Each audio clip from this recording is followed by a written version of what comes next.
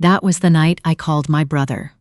That was the night I stopped pretending everything was fine. I remember sitting in my car in the parking lot of the Fairmont, still in my dress, heels kicked off onto the passenger seat floor, the December cold already starting to creep in through the windows. My phone was in my hand before I even knew what I was doing. 8 digits I've known since I was 6 years old. He picked up on the second ring. "Hayden," I said, and that was all I got out. He knew. Brothers like mine always know. "Where are you?" he said. "Still here, in the parking garage. Don't move. I'm coming." I sat there for 23 minutes waiting for him. I know it was 23 because I watched the clock on the dash and I needed something to focus on. That wasn't the feeling of Renata Voss's hand across my face. Let me back up. I was 31 when I met Stuart. I was working as a project coordinator at an engineering firm in Calgary, which sounds more glamorous than it is. Mostly it meant I was the person who made sure nobody missed a deadline and that the coffee in the boardroom was always fresh. But I was good at it. I was organized, I was calm under pressure, and I genuinely liked the work. I had a 1-bedroom apartment in Beltline, a rescue cat named Gerald, and a solid group of friends. My life wasn't extraordinary. But it was mine, and I was happy in it. Stuart came into my life through a mutual friend at a company barbecue in August. He was tall, soft-spoken, the kind of person who actually listens when you're talking, not waiting for his turn, actually listening. He worked in commercial real estate. He was funny in a dry, understated way that snuck up on you. We talked for 3 hours at that barbecue, and I missed the part where everybody else went inside because I didn't want to stop. We dated for a 1.5 years before he proposed. In that 1.5 years, I met his mother twice. The first time was at Easter dinner at the family house in Mount Royal, the expensive part of Calgary, the part where the houses have names, or at least the people who live in them act like they do. Renata Voss was polished in the way that requires significant maintenance, hair always set, always wearing something that looked like it cost what it cost. She shook my hand at the door and looked me over the way you look at a piece of furniture you're not sure will fit in the room. She asked what my parents did. I said my dad was a retired electrician and my mom had worked in school administration before she passed away 4 years earlier. There was a pause, not a long one, but the kind that says something. Then she said, "How lovely," and turned to ask Stuart about his parking. I told myself I was being sensitive. I told myself she was just one of those formal women who took time to warm up. Stuart had warned me she could be a bit reserved. I had a mother-in-law from a sitcom in my head, not the real thing. I was being unfair. The second time I saw her was at a Sunday dinner in November. By then, Stuart and I had been dating for about 8 months, and things were serious enough that he wanted me integrated into the regular family rhythm. Sunday dinners at the Voss house were a standing tradition. His father Edmund, his older sister Claudia and her husband, sometimes an aunt or a family friend. I bought wine and flowers and showed up early. Renata looked at the flowers the way you look at something someone handed you that you have to be polite about. Dinner itself was fine, mostly. Edmund was warm and a bit awkward in the way of men who aren't sure how to talk to the women their sons bring home but are genuinely trying. Claudia was perfectly pleasant. The conversation was mostly about the family's upcoming trip to Portugal and whether a restaurant they'd gone to in Lisbon the previous year had closed. I didn't have a lot to contribute to that particular thread, but I asked questions and laughed at the right moments and genuinely tried. Then Renata asked, over dessert, whether Stuart and I had talked about where we'd live if things got serious. I said we hadn't really gotten into specifics yet. She said, still looking at her crème brûlée. Well, it's worth thinking about. Not everyone's equipped to maintain a certain standard of living long-term. The table went quiet. Edmund cleared his throat. Claudia very carefully set down her spoon. Stuart said, "Mom," in the tone of someone who's said it before and knows it won't land. Renata smiled at me. "I just mean, it's practical to discuss these things early." I smiled back. I said, "Absolutely." I drove home and sat in my apartment with Gerald on my lap and told myself that one day it would be funny. The mother-in-law jokes practically wrote themselves. I didn't tell Stuart how much it had stung because I didn't want to put him in the middle, and because I honestly wasn't sure if I was overreacting. She hadn't said anything technically wrong. It was the delivery. The assumption underneath the words. 6 months later, Stuart proposed in Banff, on a hike we'd done the summer before, at a lookout where we'd stopped to eat granola bars, and I'd said something stupid about how you could almost believe the mountains were painted. He remembered. He brought me back there in October when the aspens had turned and got down on one knee in the mud like it wasn't even a consideration, and said he couldn't imagine doing any of this with anyone else. I said, before he finished the sentence. I was so happy I couldn't feel my face. The engagement party was Renata's idea, she insisted. She told Stuart it was tradition in their family that you celebrated properly, that she wanted to do this right. Stuart told me about it over the phone, and I could hear the careful, neutral tone he used when he was hoping I'd just go along with something. I went along with it. The party was set for the second Saturday in December at the Fairmont Palliser, because of course it was. There would be about 70 guests. Renata would handle the invitations and the catering. I was told to show up at 6. I asked Stuart if I should be involved in any of the planning. He said his mom had it covered. I asked if my dad and my brother could come. He said, and I want to be accurate here. He said, "I'll check." He never got back to me on that. And I, for reasons I have since thought about extensively, let it drop. I told myself it was her party to plan. I told myself it would be weird to push. I told myself a lot of things that were mostly about avoiding a conversation that would make Stuart uncomfortable.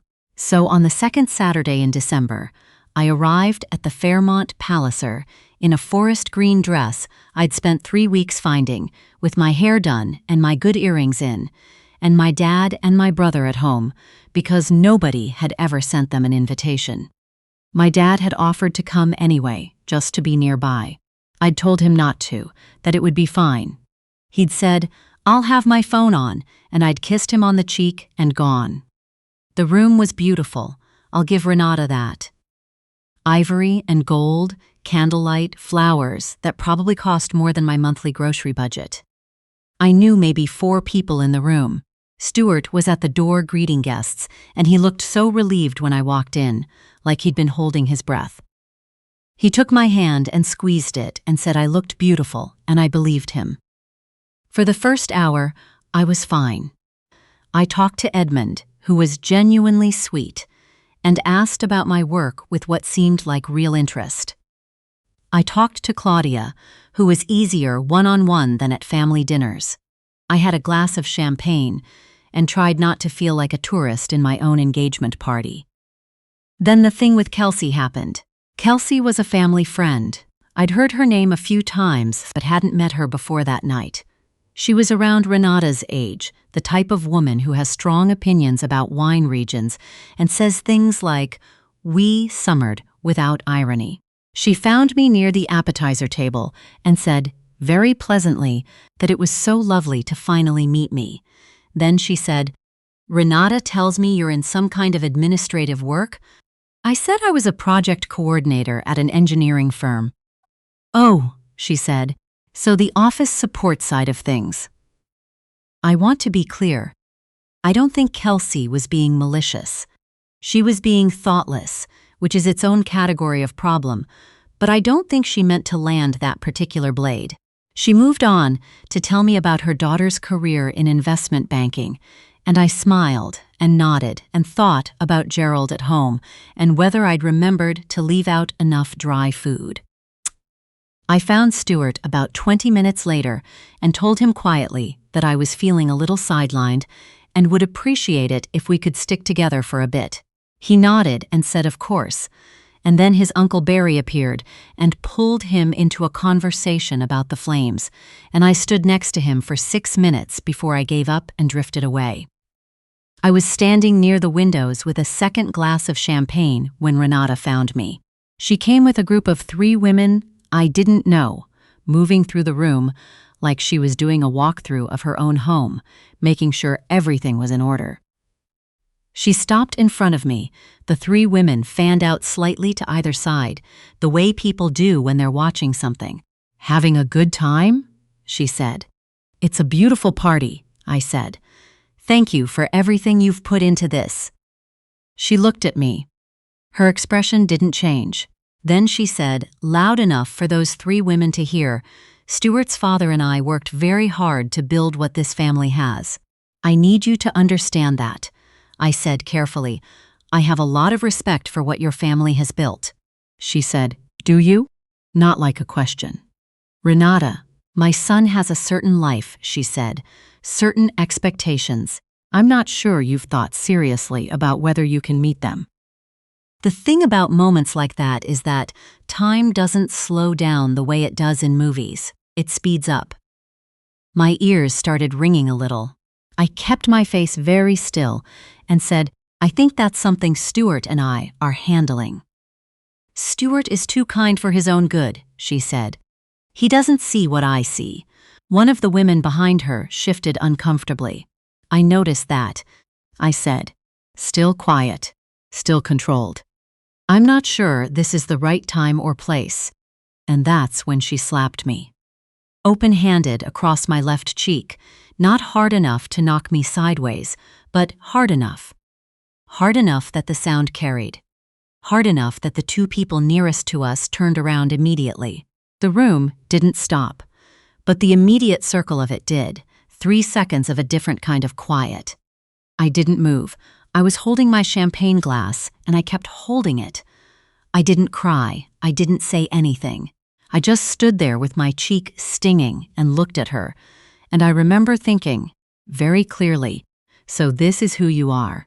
She said, very low, "You don't belong here." And then, and this is the part I still can't entirely explain, except that I think she wanted a reaction and the absence of one made her escalate.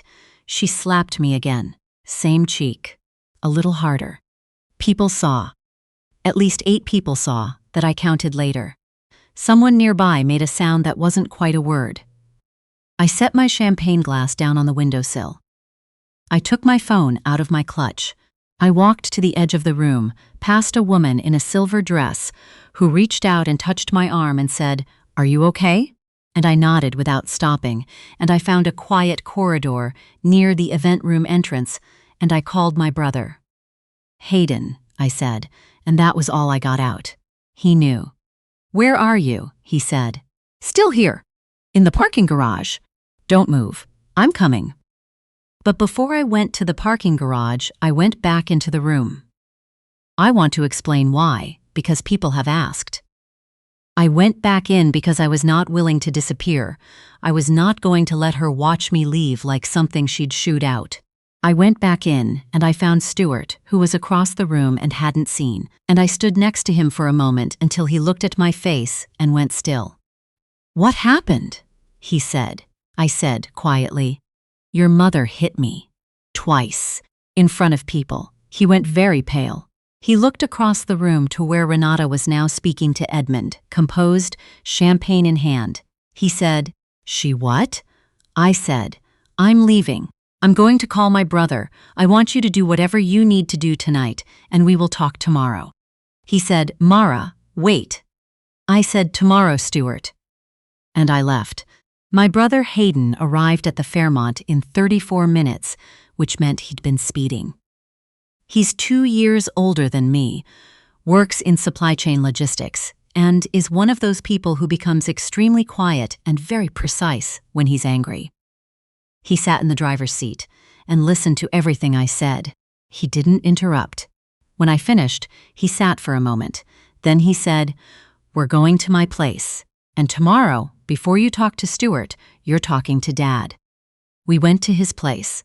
His girlfriend Tessa made tea nobody drank and sat with me on the couch and didn't try to offer solutions, which was exactly the right thing to do. I sent Stuart a text that said, "I'm safe. Not ready to talk tonight." He replied immediately, "I'm so sorry. Please call me." I didn't call him. The next morning, I talked to my dad. My dad, whose name is Robert, is a 64-year-old retired electrician from Red Deer who has the kind of face that makes strangers on planes tell him their life stories. He is the most even-keeled person I have ever known. He has never raised his voice at me in my life. He once talked a panicked coworker through a gas line scare over the phone while calmly eating breakfast. When I told him what had happened, he listened the same way Hayden had, quietly, completely. When I finished, he didn't say anything for a long moment. Then he said, "What do you want to do?" I said, "I didn't know yet." He said, "What does your gut say?" I said, "My gut said I was done." He said, "Then let's go from there." He didn't say he'd go over there and confront them. He didn't say a word about what he would have done if he'd been in that room. He just asked me what I needed and started making a list. I called Stuart at noon. He was already apologizing before I finished saying his name. He said it was inexcusable, he was horrified, he'd spoken to his mother, and she'd said. And here's where it got interesting.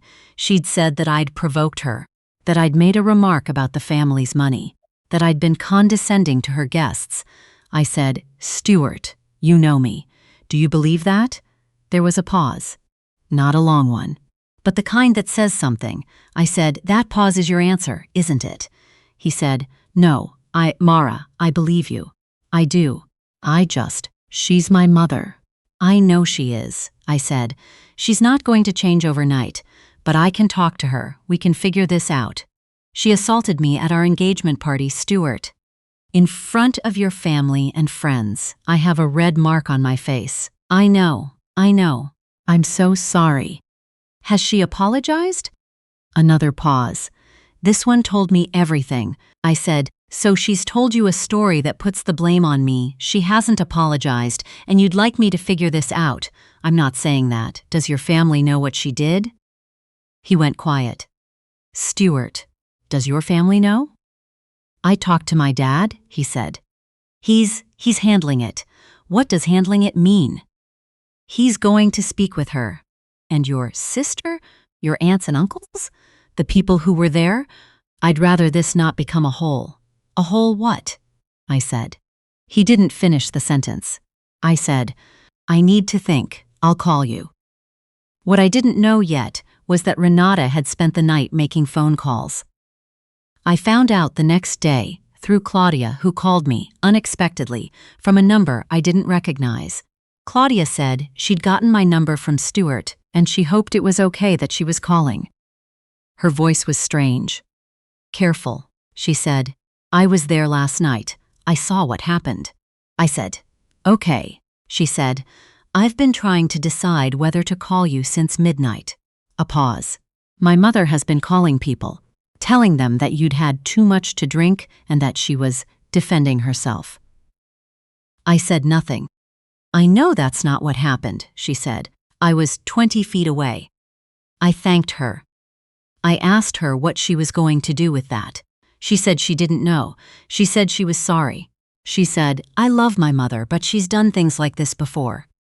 Not hitting someone, but the rest of it. The way she talks to people she thinks are beneath her. A pauses.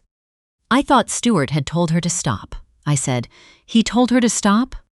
He'd talked to her a few months ago, apparently, after one of the Sunday dinners. "He didn't tell you?" He had not told me. I sat with that information for the rest of the afternoon. There's a particular kind of loneliness that comes from realizing someone you love has been managing a situation on your behalf without letting you participate in it. Like they decided what you could handle. Like they saw the thing happening and chose to smooth it over quietly rather than stand in front of it with you. Stuart hadn't told me his mother had been bad enough to warrant a conversation. He'd handled it and said nothing, and when the situation escalated beyond what he could quietly manage, his first instinct was still to contain it. That night, my dad came over with takeout, and we ate buttered chicken from the Punjabi place he'd been going to since before I was born. We talked about my mom. We talked about how she would have handled something like this.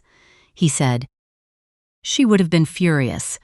She also would have told you to sleep on it before deciding anything permanent." I slept on it. In the morning, I called a lawyer, not because I was planning to sue, but because I wanted to know my options.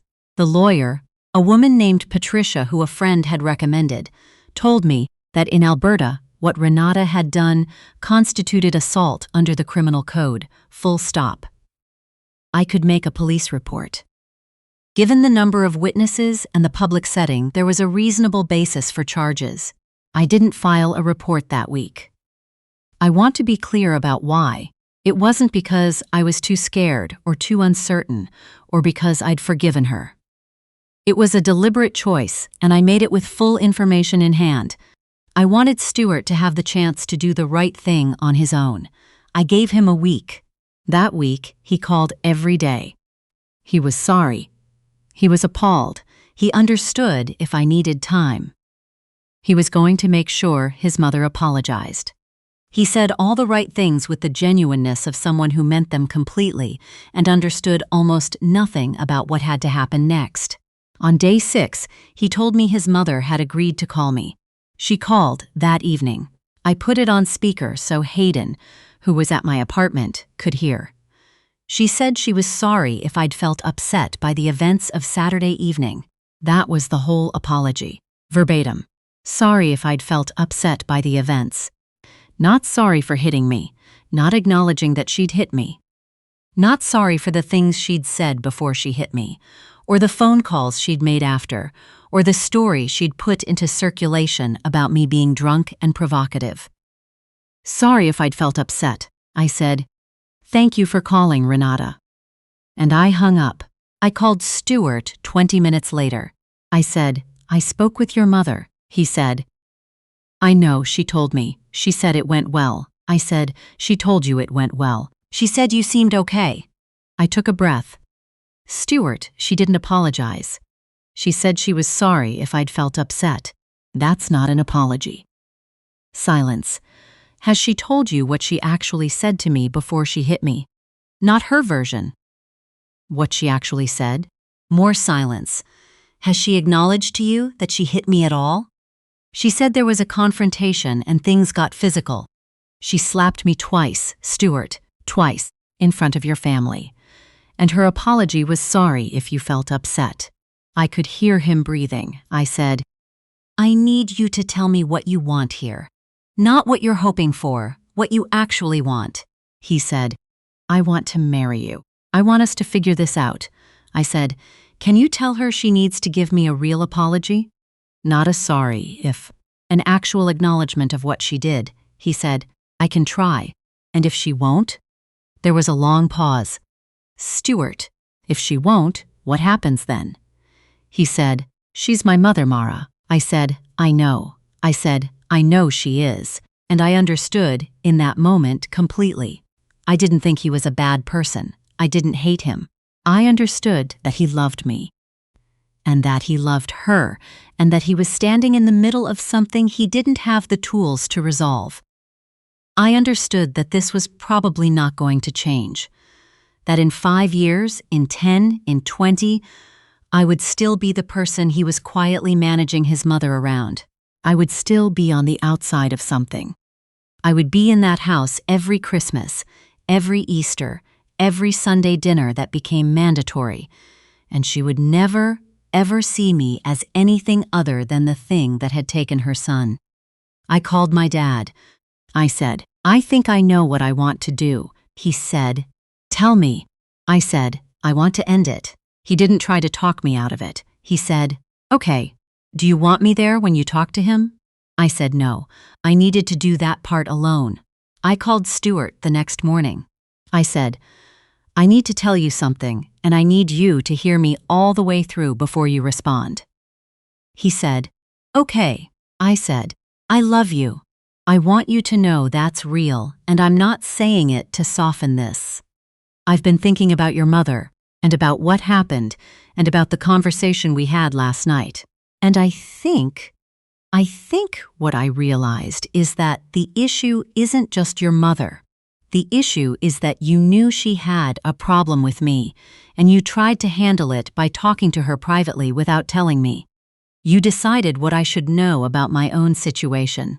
And when it blew up in the worst possible way, your first instinct was still to manage it, to contain it, to protect the version of the story that kept everyone as comfortable as possible.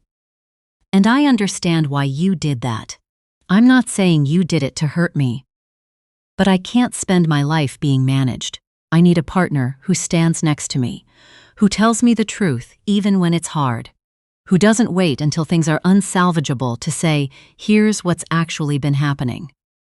I stopped. He didn't say anything for a moment. Then he said, "You're ending it." I said, "Yes." He said, "Mara." I said, "I know. I'm sorry." And I meant it. I was sorry. I am still a little sorry, the way you're sorry about things that were genuinely good and are now over. That doesn't make it the wrong call. Both things can be true. I returned the ring 10 days later, in person, because I thought it deserved that. I met Stuart in the lobby of a coffee shop on 17th, and I gave him a small jewelry box, and we sat for about an hour and talked. Not about the engagement or Renata, just talked, the way we used to. It was one of the stranger hours of my life. You can love someone all the way through the end of something. That surprised me. There was one more thing. 2 weeks after I ended the engagement, I filed a police report. I'd already consulted with Patricia, and she'd helped me understand the process. I submitted a statement. I provided the names of 3 witnesses who had seen what happened and who, when contacted separately, confirmed it. I want to be clear that this wasn't about revenge. It was about the record. What Renata Voss did was a crime, and I had decided, with full information, deliberately, on my own timeline, that it should be documented as one. The case didn't go to trial. What happened was that Renata's lawyer contacted Patricia and a civil resolution was negotiated. Renata acknowledged in a written statement that physical contact had occurred and that it had been inappropriate. There was a small financial settlement. I don't talk about the specific amount, but my dad helped me decide what to do with part of it, which was to donate it to a women's shelter in Red Deer, where my mom used to volunteer. That felt right. Here's the thing nobody tells you about leaving a situation like that. The hardest part isn't the dramatic moment. The hardest part is the quiet weeks after, when you're still waking up at the same time you always did, going to the same coffee shop, feeding Gerald his 7 a.m. breakfast, and the story has ended, but your actual life is still going in all its ordinary directions. I got a promotion at work that March, project manager. I called my dad first, and he made a sound on the phone that I'm choosing to interpret as him crying a little. My brother took me out for ramen. Life, in its stubborn and practical way, kept moving. I don't regret leaving. I want to be clear about that. I regret that it happened, that someone thought so little of me that she hit me at my own engagement party, and then lied about it, and then offered me half an apology like she was doing me a favor. I regret that the man I loved needed me to be smaller to keep the peace. But leaving? No. My dad said something to me the week after I called off the engagement that I think about sometimes. We were sitting in his kitchen in Red Deer, which is the place I go when I need to feel like a person again, and he said, "Your mom always said that dignity wasn't something anyone could give you. You just had to decide you already had it." She was right. I already had it. I just had to decide.